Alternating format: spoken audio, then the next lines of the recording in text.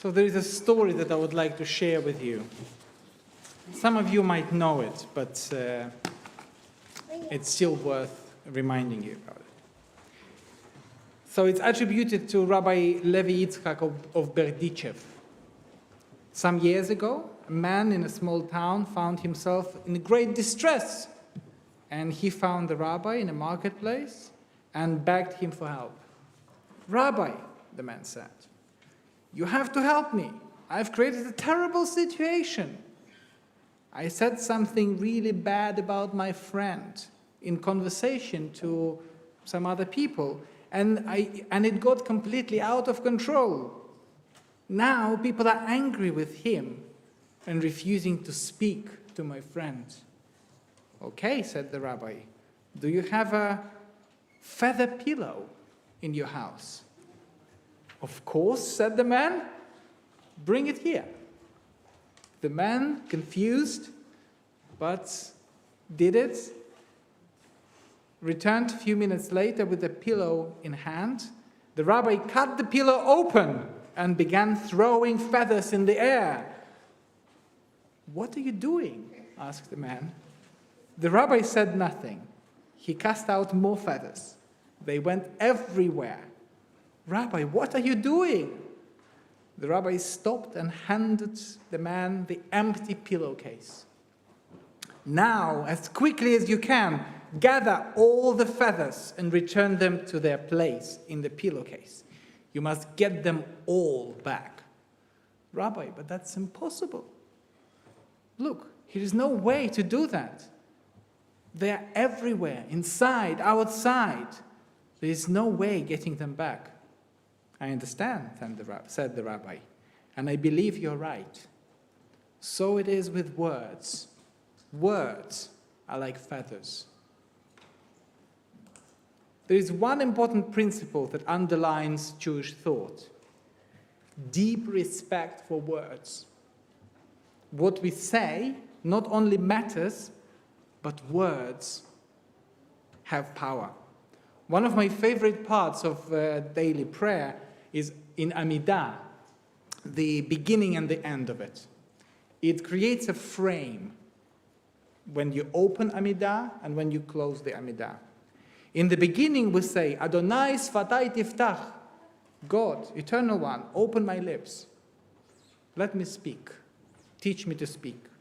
And at the very end, after the last blessing of Amidah, the prayer book offers, almost all prayer books do that, do the same text, offers the words for silent prayer. So if you don't have inspiration to say your own prayers, here's some to say. "Elohai nitzor lishoni mira, usfatai medaber mirma." Oh my God, guard my tongue from speaking evil and my lips from telling lies. In the beginning, we asked to speak. At the end, we asked to be silent. In other words, there is time to speak and there is time to be silent. This week's Torah portion shows that in ancient Judaism, blessings and curses were not just words. Ancient Jews believed that blessings and curses could shape the future. That is why Balak hired Balaam.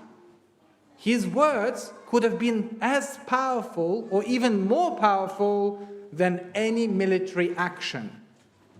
Today, in the era of attention economy and social media, this principle is perhaps more important than ever.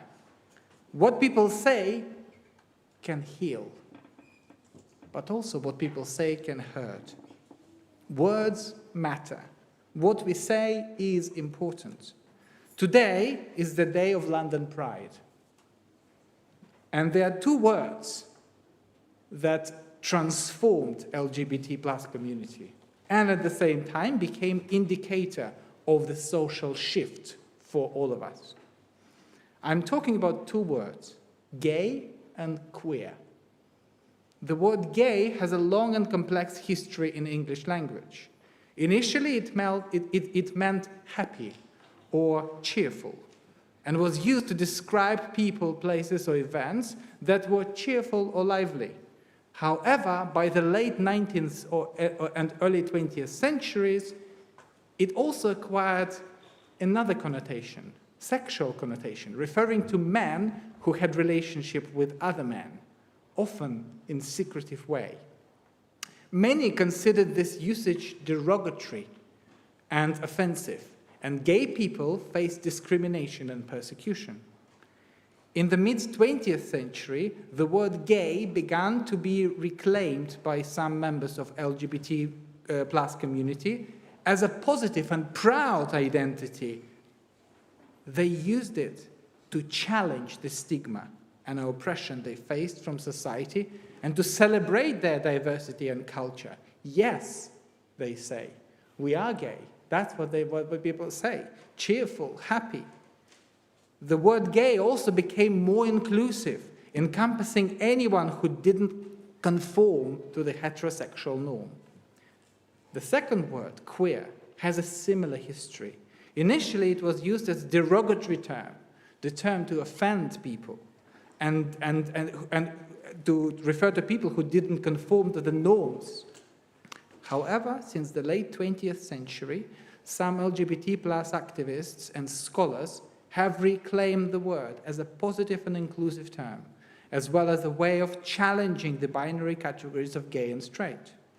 Today, queer can be an umbrella term for various sexual and gender minorities, such as bisexual, transgender, intersex, asexual, and non-binary people.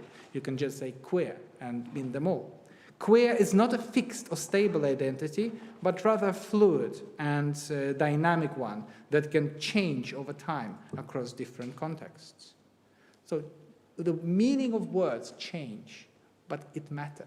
It's important. What we mean by words. Words can change the world. The history of these words show how language can change over time, and how people can empower themselves by choosing their own words, or reshaping the meaning and turning curses into blessings. Literally, that's literally what happened. Words can change reality. Today, I would like to focus on one of the themes, on the main theme of Elke's Dvar Torah. And I want to talk about something significant and very sensitive for many of us, the complexity of using words in the context of Israel. Words, there are 4 words that are so complex that some people prefer not to mention them in public. These words are Zionism, occupation, apartheid, and Nakba. They can have different meanings and connotations for different people.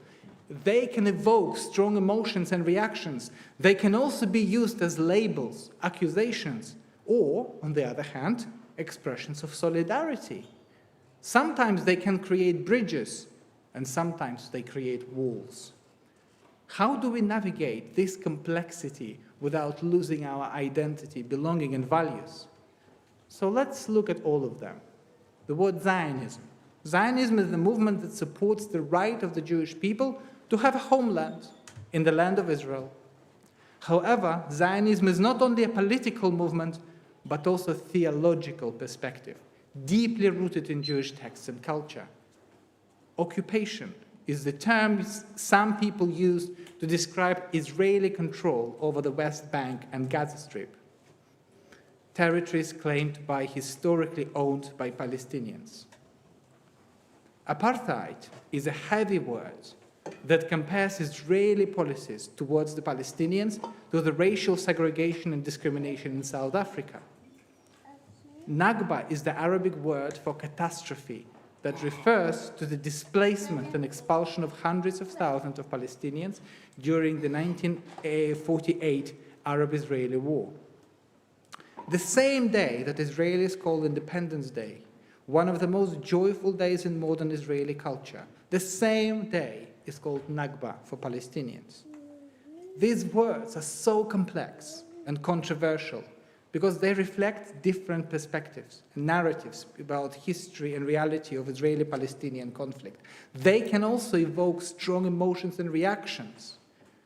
I was a witness to a service where the word Nakba was used by a rabbi in a sermon. And the moment this word was pronounced from the bima, a person in the community stood up and left the congregation. Important. I think it is important to be aware of these words' heaviness and these words' implications and sensitivities, and use them with respect and nuance. However, being aware of nuances is not the same as ignoring the issue. As a Jewish community, I think, and I agree with Elke, that we should be brave and engage in conversation about all current problems. Judaism is not only about prayers and Torah. Judaism is not only within the walls of the synagogue. Judaism is a moral compass for all aspects of our lives. Words can harm, but they can also heal.